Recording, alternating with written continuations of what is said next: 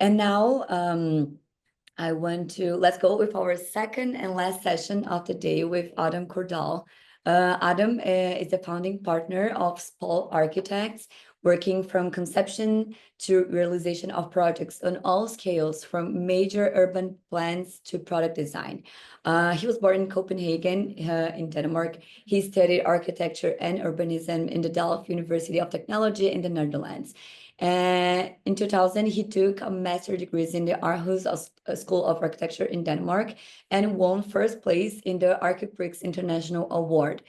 He has taught at the Royal Danish Art Academy in Copenhagen, at the Politecnico di Milano, and at the Oslo School of Architecture. So welcome, Adam. Thank you so much for being here with us today. Thank you, Amanda. Fantastic. Thank you for the invitation. Can I start? Yes, you can start. Can you share it? Yeah, you can share the screen. Fantastic. I have a presentation here. 1 second.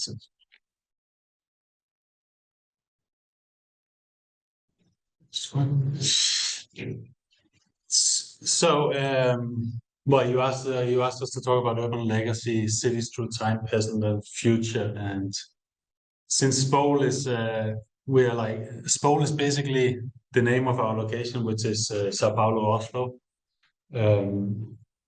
So I thought I would just start with a small introduction. But the office started in Norway, in Oslo, and more or less 10 years ago I moved to São Paulo, kind of from north to south, to really be part of the future. This understanding that I think that the West, or Europe and America, is basically, I'm sorry to say, is done. We don't need to build anything more in Europe. We built all the buildings we need to build in Europe. And the big growth in population is happening in places like Brazil. So I moved to Brazil to really be part of this, to be able as an architect to build the future of the world, of a country, understanding that my grandfathers built everything that needs to be built in Europe. And I think we have a unique moment, or a special moment, that we really need to think about: how do we build a better future? How do we build our cities to make a better world? I mean, we all know that the world is burning, or the world is flooding, and a big part of that we can contribute as an architect or as an urbanist, not only in the way we design our building, but in the way we design our cities, which is a really present question in Brazil, because we have a very big population growth and we still have a big centralization in our cities, people moving from smaller cities to the big cities. So the cities are growing a lot all over Brazil. Cities are growing, so we really need to understand, how do we build a better city, and how do we make a sustainable world?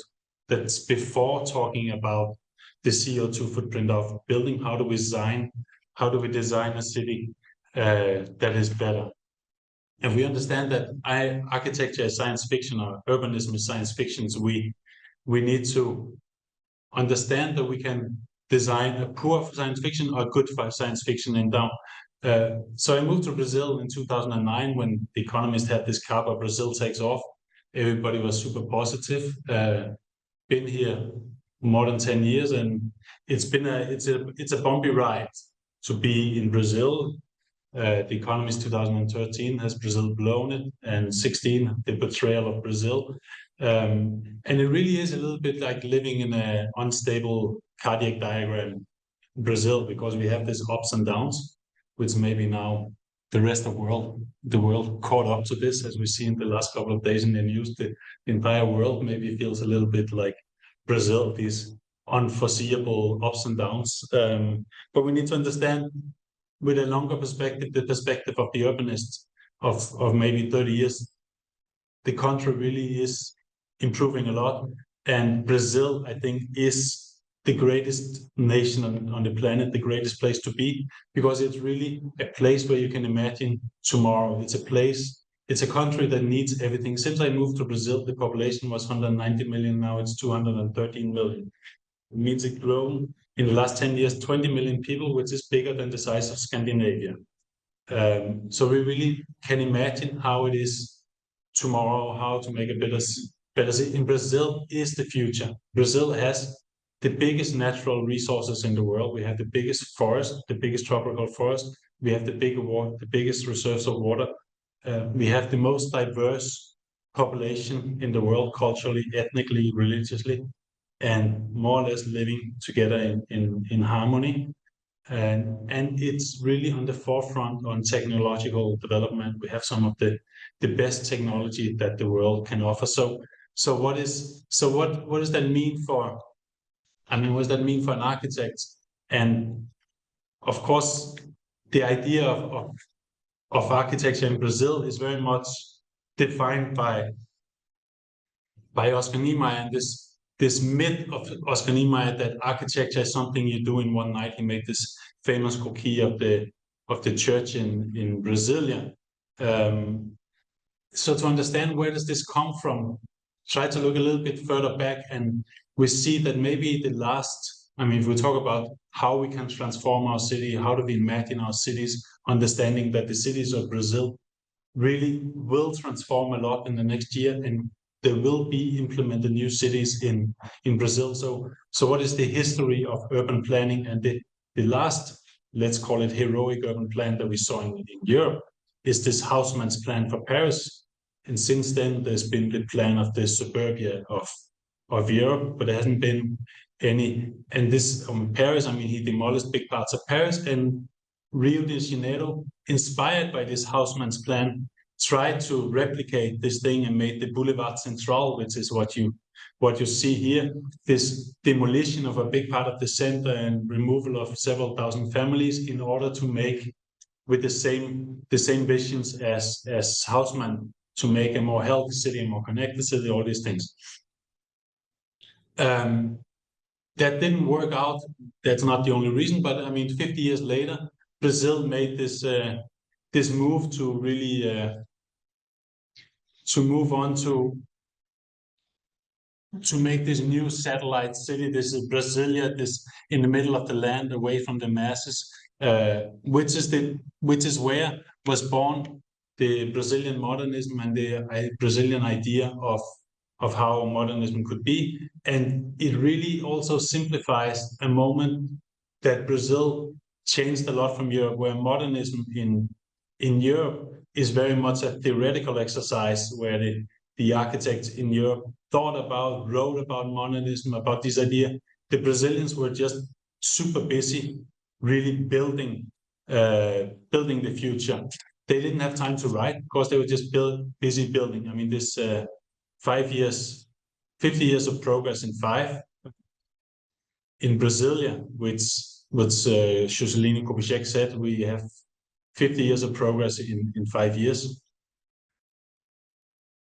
And this all started, this connection between Juscelino Kubitschek, the president of Brazil, and Oscar Niemeyer all started in Belo Horizonte, where Niemeyer went there to get his first commission, and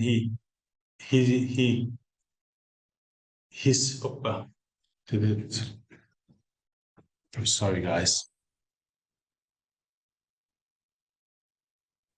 I'm not sure. I'm still checking. And he said, I went back to my hotel room and I worked all night and I drew all these sketches for Pampulha. And the next morning, I presented it to Kubitschek, and we went on to present it to the city officials. We can only imagine that Oscar Niemeyer probably drew all his buildings in that one night. All the buildings he realized his entire life, he probably desperately sketched during that night.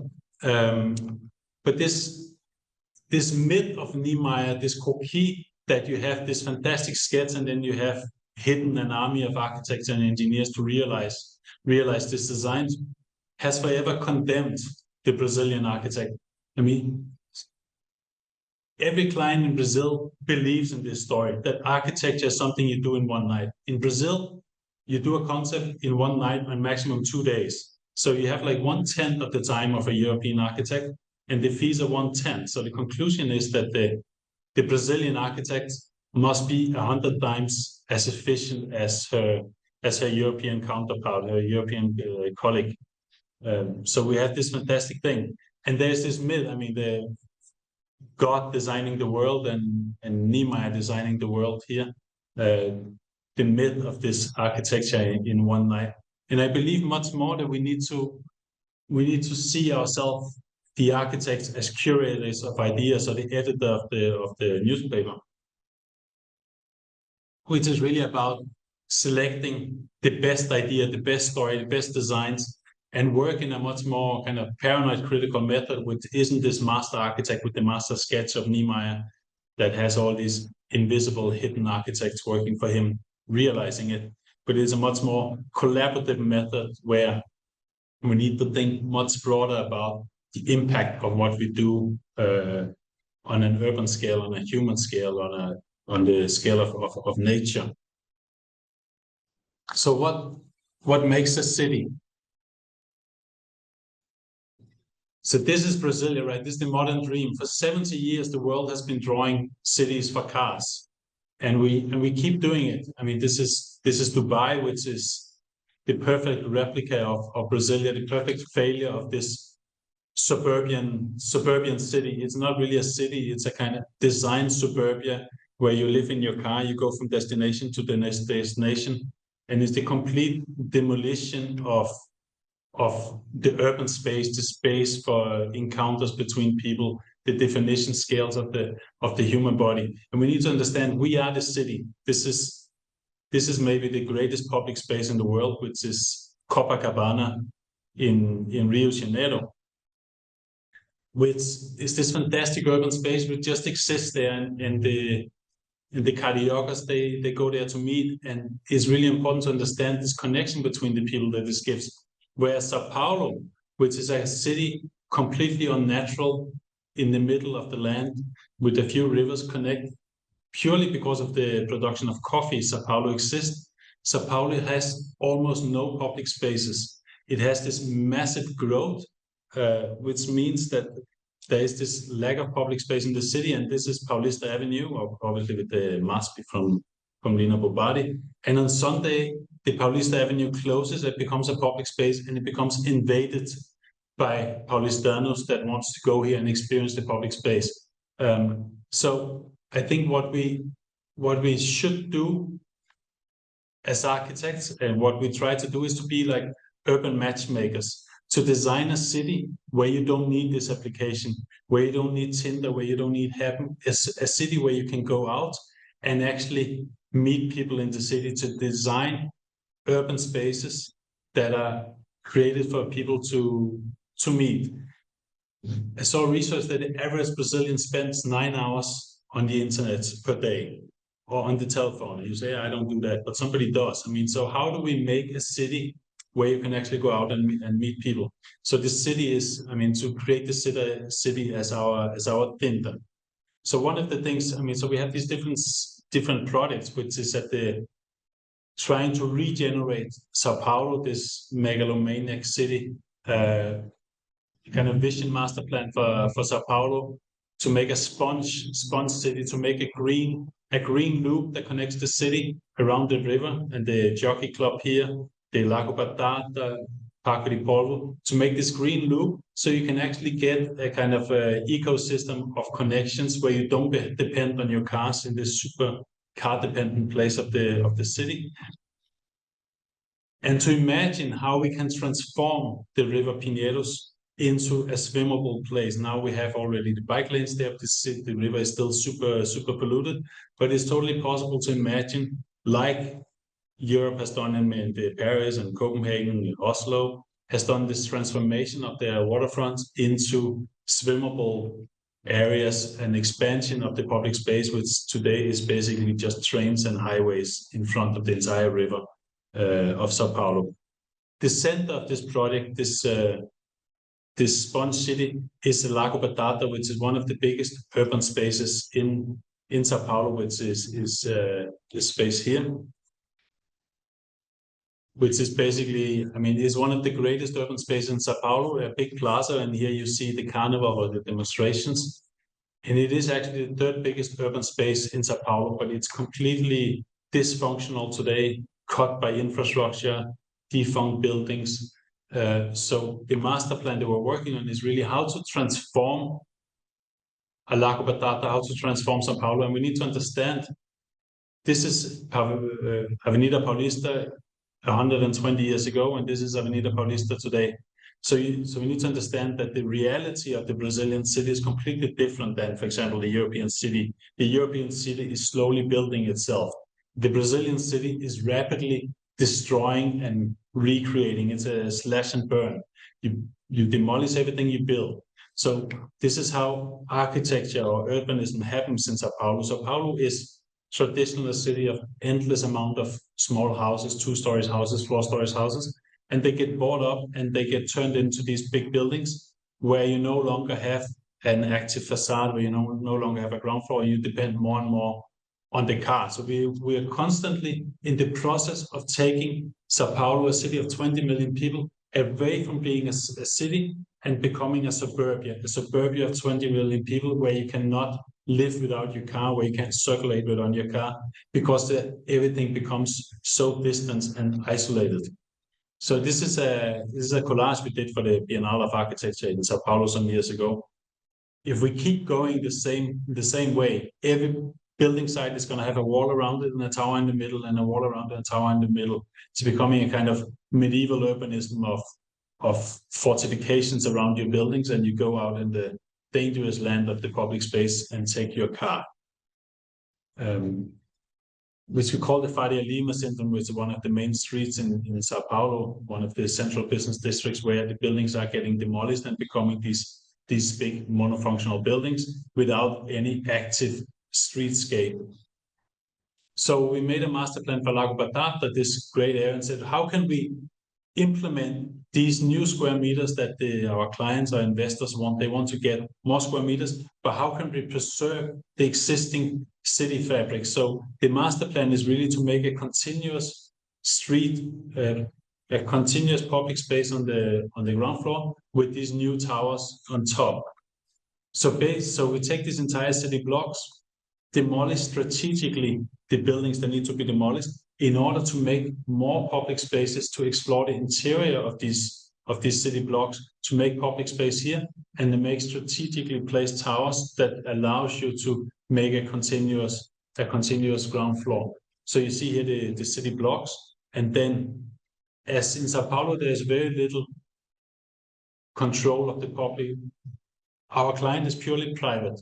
So how do we make private space, public space in a private sphere? And so we have these city blocks, and together with the client, they bought several buildings.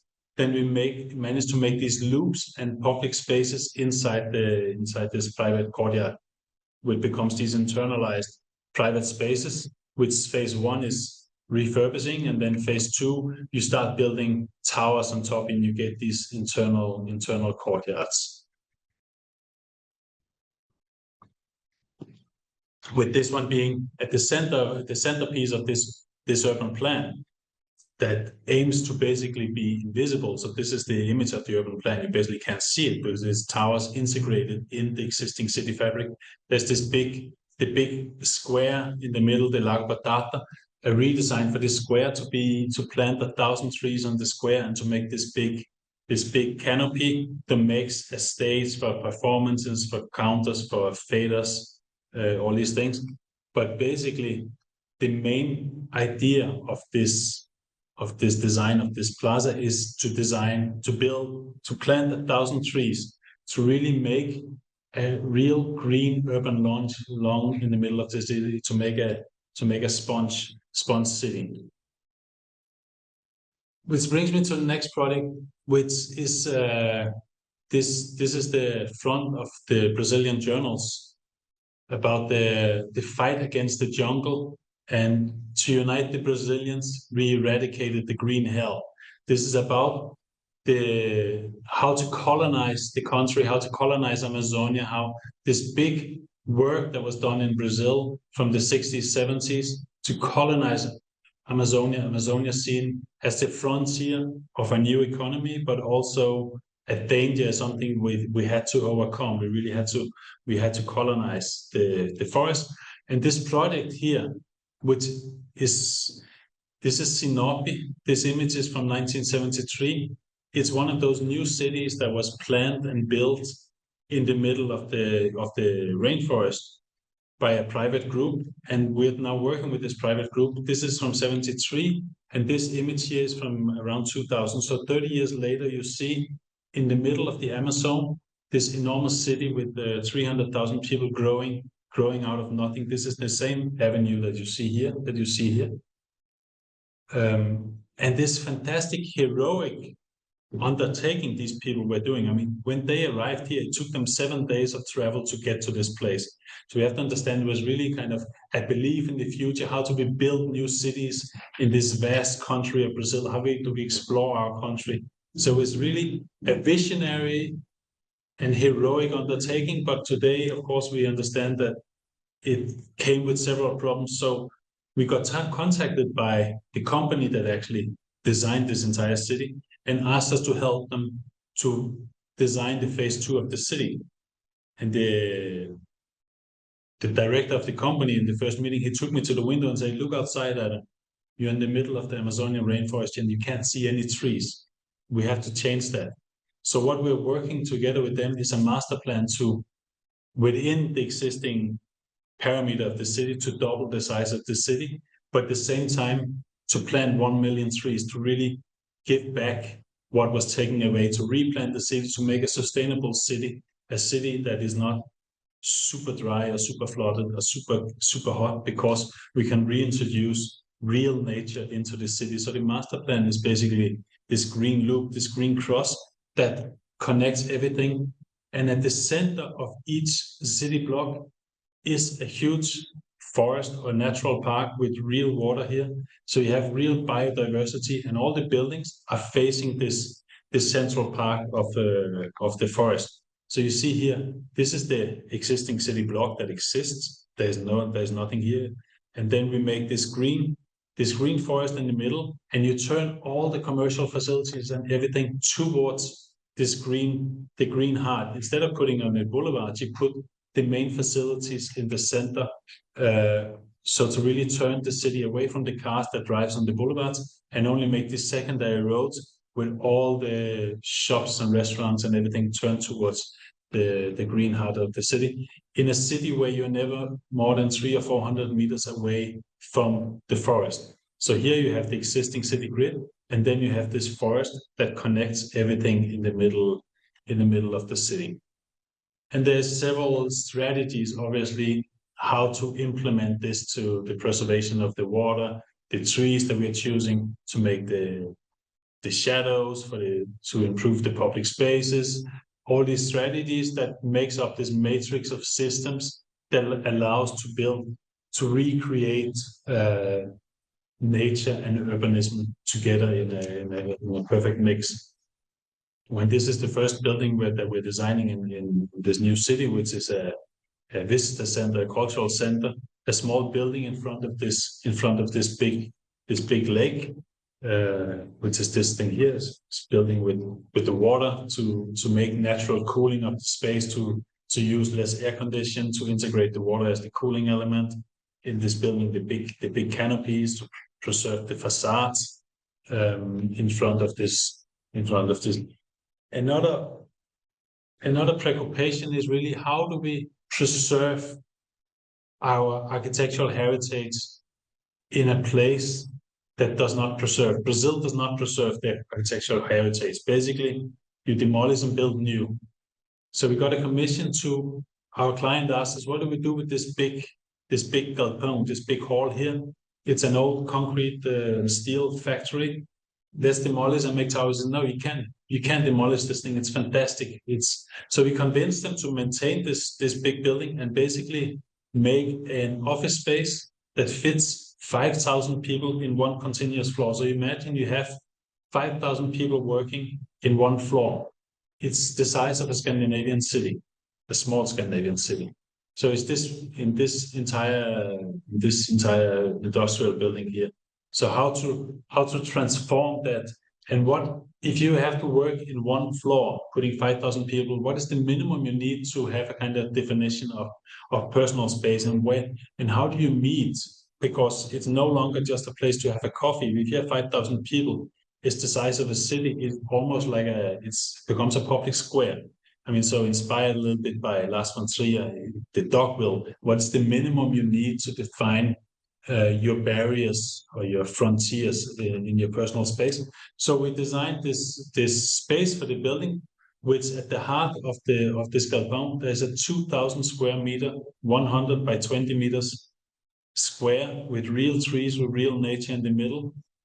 And you can actually cross the building. You can go in from one side and go on the other side. So in the middle of an office space, you have a public space, which is this. This is the realized building here with this green plaza in the middle. The entire building preserved, of course, with the infrastructure you need for air conditioning and all these things. But the main part is really this green square in the middle, and on the outside also a big plaza full of trees that connect here. And here you see this continuous space of people working with in the middle just after it was finished. With now it's much more forest here, with the trees in the middle of the building here. Another image of the same place. And this one is the last project in Sao Paulo. It's an entire city block. It's an old factory of a medical company that wants to move out of the city, and the owner of the company said, this neighborhood giving so much to my company that I want to give it back to the neighborhood. I have entire city block to develop, which is very rare in Sao Paulo to develop an entire city block, but I really want to make a public space for this city with our headquarters of the company here. So the idea is really how do we make a city block without any boundaries, where the ground floor is completely public.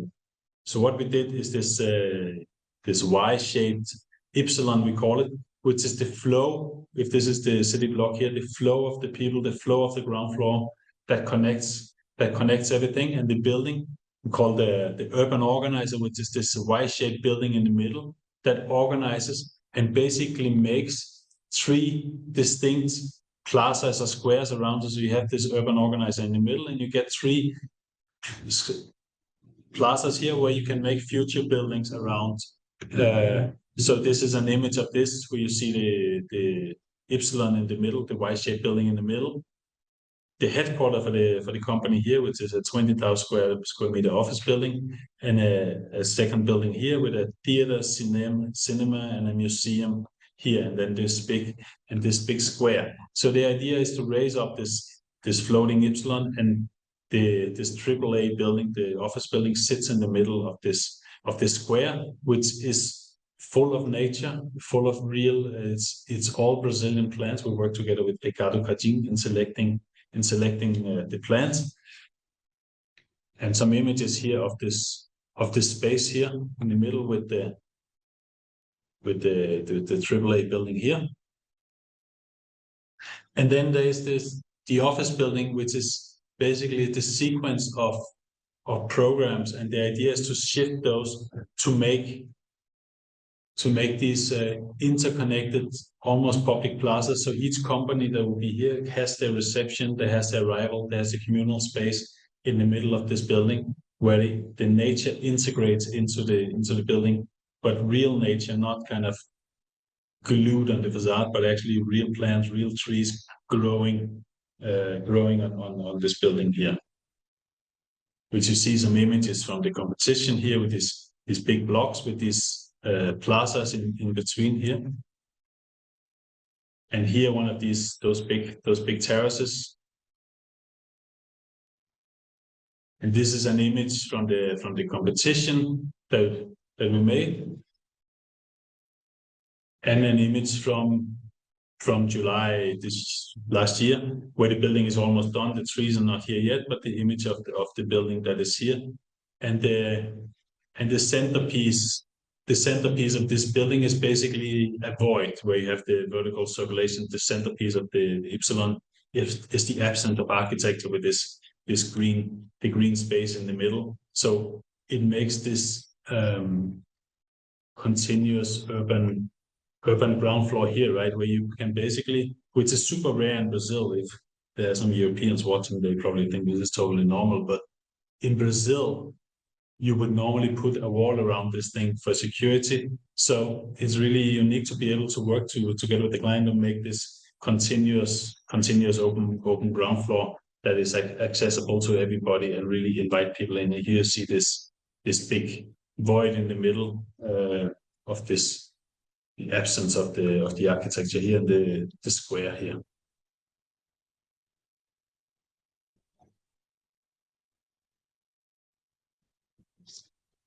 And here we see.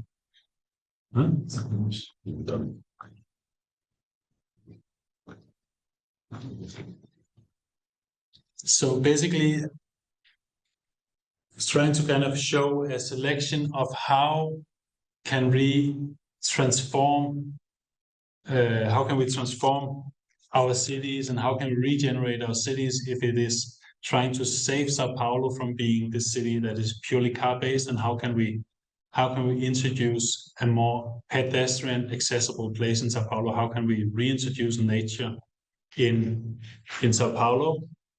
Or how in a city like in Sinop in the north of Brazil that is going to double its size, how can we make a city that is integrated with nature rather than this modernist idea that humans are above nature, that we live on pilotis and we look down on nature? How do we design a city that integrates nature? And this is, I think, much more pressing in a tropical context, because we really need to understand how do we preserve our nature and how do we preserve this great legacy we have. We have the greatest nature in the planet we have. So how do we make cities that lives together with our trees rather than eradicating our trees? Is what we've been doing for the last 70 years as urbanists and architects. We've been basically taking away nature in order to make cities. So how do we make a city that lives together with nature, and in these different scales, whatever that is, at the state, the co-working with the big plaza in the middle with the trees, or it's the sequence of plazas in the Farmer headquarters, or in the sponge city in Sao Paulo with the Lago Batata with 1,000 trees at the center of this city. So Amanda, I think we can go on to the questions.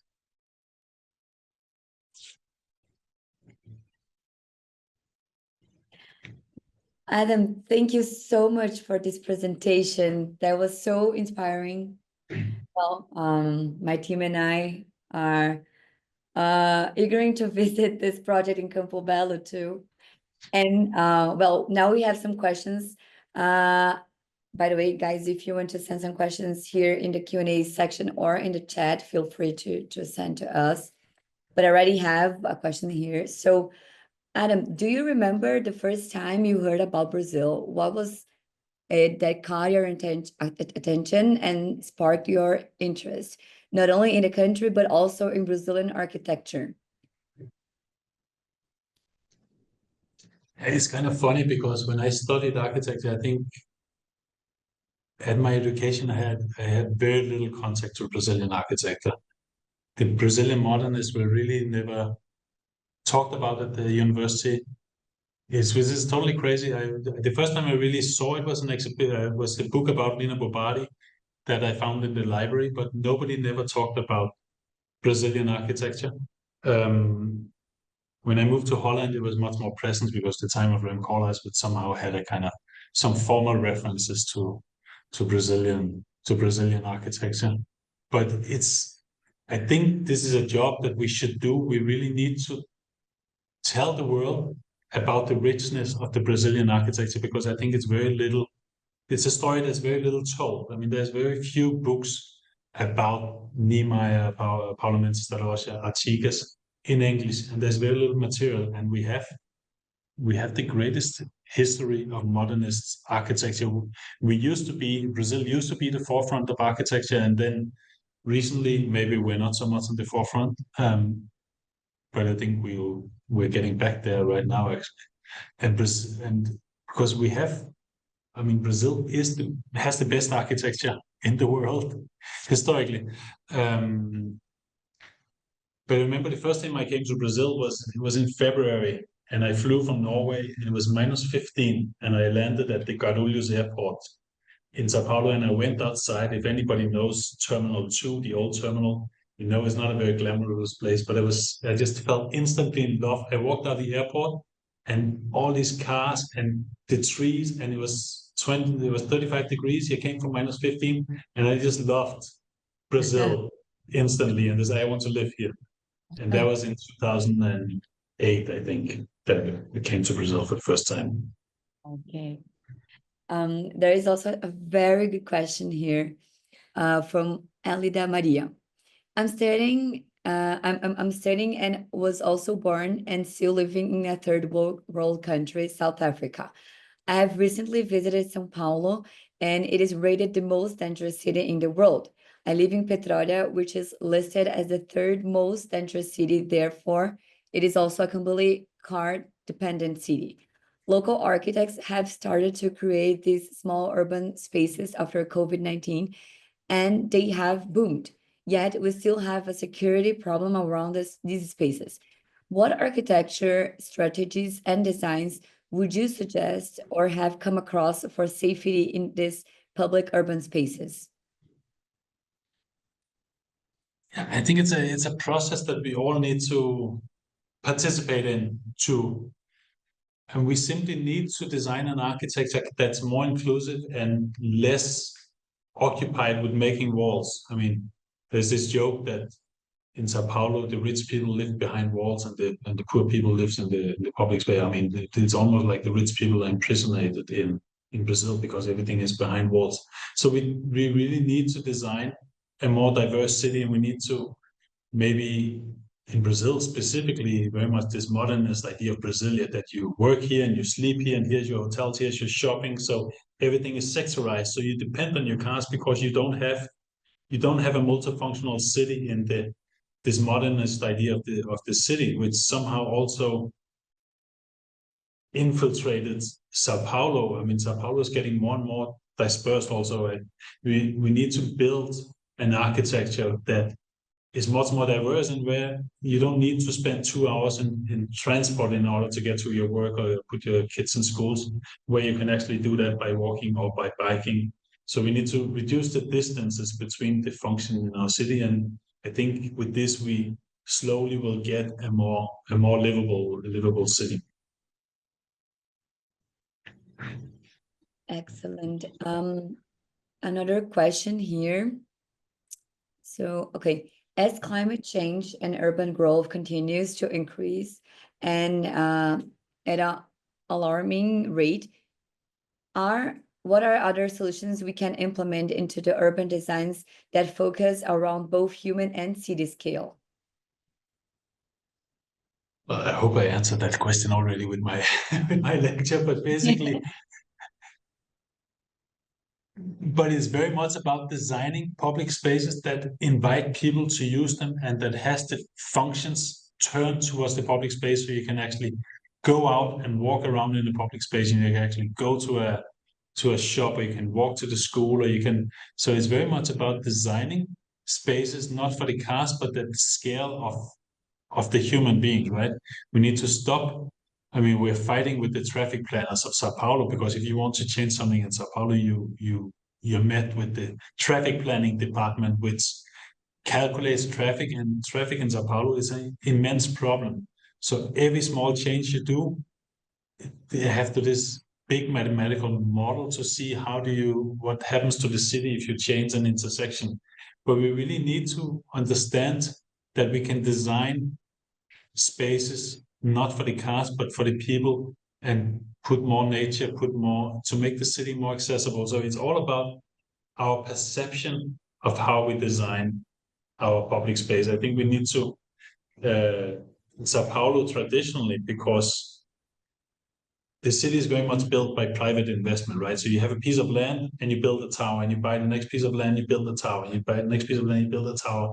So nobody takes ownership of the public space, because everything is one single exercise. But it's kind of crazy that the pavement, the sidewalk in Sao Paulo is actually a private obligation, right? In most other cities I know, the sidewalk is a public obligation. It's the public that makes the sidewalks for people to walk. In São Paulo, it's a private. You own a piece of land, you're responsible for making the sidewalk in front of your piece of land.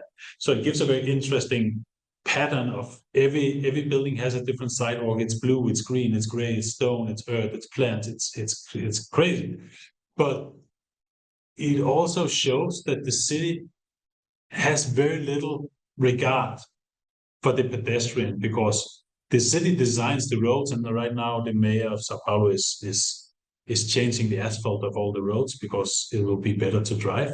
But nobody takes care of the space for the pedestrian. Nobody takes care of that space, and I think that's really one of the biggest problem of a city like Sao Paulo, that the city designs the space for the cars, but it doesn't design the space for the people, and that's a paradigm shift that we need to get to. And I think maybe we're getting there, but that's really the big change we need to make. Got it. And another question, considering your experience in Denmark and Brazil, how do cultural and climate differences influence the way public spaces are designed and used in each context? A lot, but at the same time, the Scandinavians specifically, they love to go outside. So as soon as it gets April and it gets 5 degrees plus, they put on shorts and their t-shirts and go outside and sit outside. It's freezing cold. And if you see a Brazilian at that same condition, is going to wear a hat and gloves. So I think, of course, the climate is important, but people use the public space independently of being hot, being cold. In Sao Paulo specifically, we have a big challenge right now of the floodings, because we have a city that is less and less permeable.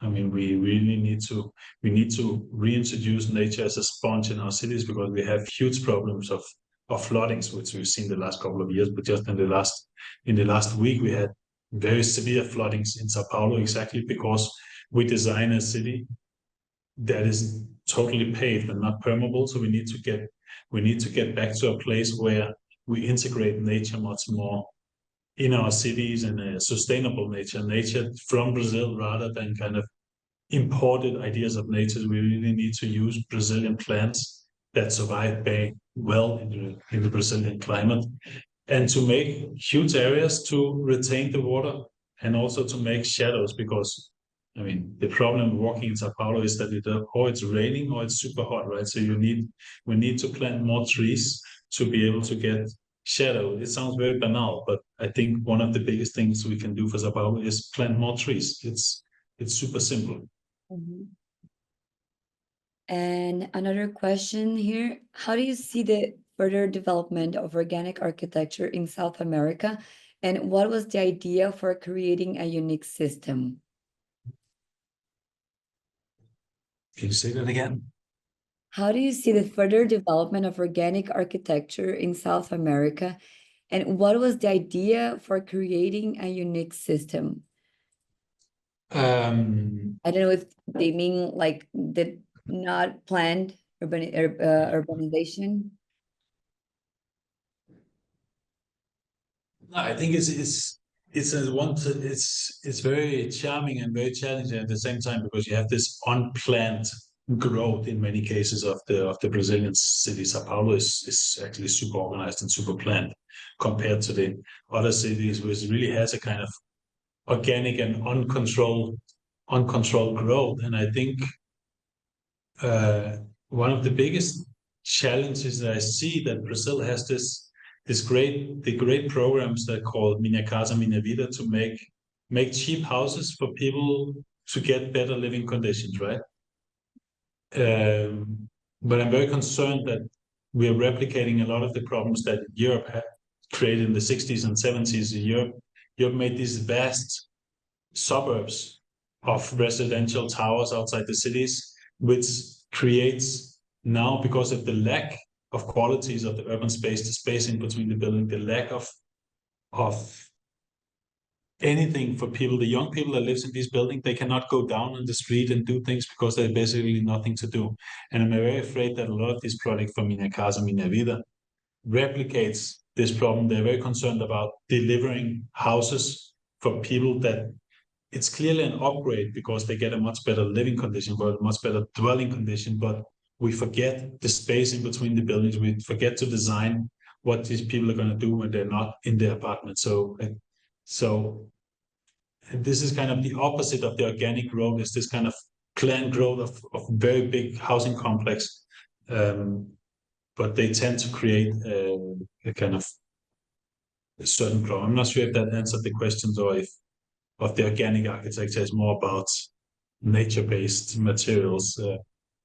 I don't know if that's the case, but I think there is also a shift in Brazilian architecture to start with doing the first project in São Paulo with the massive wood construction to be able to make a more sustainable constructions.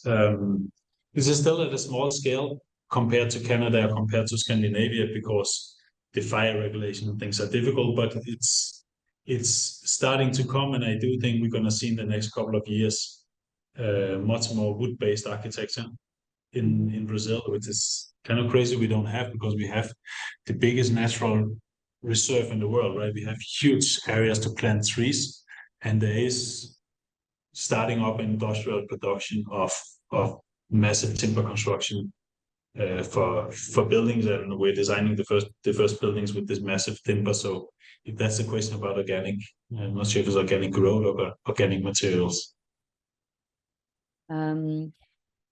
Another, now it's a simple question, but someone just say here, I just wanted to say that the project for the Largo da Batata master plan is incredible. Is it actually going to happen, or is it an idea conceptual project? Well, phase one actually already happened. You can go there and see the LAPI, LAPI, which is the first two areas of LAPI is already done. We did the master plan, and another architect did the fit out of the buildings.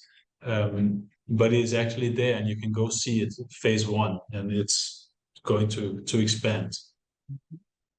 And another question, what lessons from international urban projects could be applied to Brazil, and what makes the country's urban challenges unique? I think we need to find a new way forward. We need to find a more tropical urbanism, instead of applying maybe the ideas from North America or from Europe. We really need to create our own urbanism, which is much more integrated with nature. And I mean, Brazil has this population growth, which is like boom.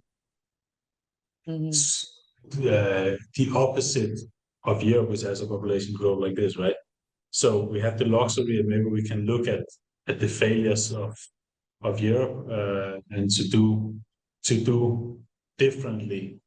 But I think we need to start to understand how we want to preserve our biggest cities instead of making them, I mean, because the slash and burn technique of São Paulo, you just demolish everything and build new. We're going to face a day where we say, well, what did we do with our architectural heritage? And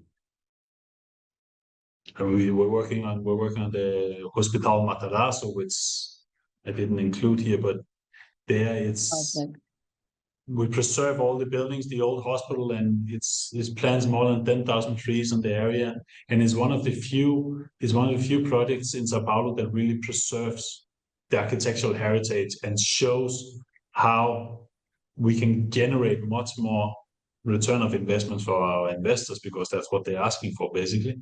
At the same time, preserving the history of our architecture, because I think more and more we have this. São Paulo is also going back to its city center, because our city centers is where we have our heritage architecturally as a culture, as a nation, right? So more and more we're moving back to the center. The center of São Paulo is completely empty in many ways, and people are moving back there because we're searching in this age of super connectivity. We are looking for our uniqueness. So I think we are at a moment now that we're going to actually start preserving much more of our architecture rather than only looking forward. And I'm gonna need to select only one more question because we're running out of time. but there is a very good one, and I think it's kind of related to what you just talked about. Thank you for very insightful project presentation, very inspiring. When designing a city scale project is a very collaborative works from a lot of stakeholders, such as government, public, community, etc. I'm curious, is the bureaucracy or public satisfaction become one of a challenging aspect in terms of public participation? How you manage to mitigate them? For sure. I mean, as maybe I mean, that's what I see as the biggest difference from our projects in Scandinavia, where everything is a connection between private public. Our clients are in generally private in Brazil, so we need to. So it's also a kind of constant process of talking to our clients of how to create public space with private investment. How do you convince your clients to do that, and what is the value that you give to that? So what we can directly influence is very much the public space in the private sphere. The interaction with the public authorities is much slower, but it exists. And I think in general, we should see it as positive. We're working on a big project in Salvador, very closely with the city hall, in order to regenerate a big part of the center of Salvador. And it's a connection between private investment and public, and it's working perfectly together to improve the conditions. So it's not this idea that the public is slow or the public is wrong. I mean, I think it actually is working pretty well together. It's very nice. Okay. Well, Adam, thank you very much for the presentation and for your time for the questions here. I wish we could have time to answer all the questions. We have many others, but if you guys really want to make a question, write to us in the email and then we can ask Adam. But well, thank you for being today, for being here today, and a special thanks to our incredible speakers for sharing their insights and inspiring us with their work. We truly appreciate everyone who stayed with us until now. It's been an enriching discussion, and we hope you found it valuable.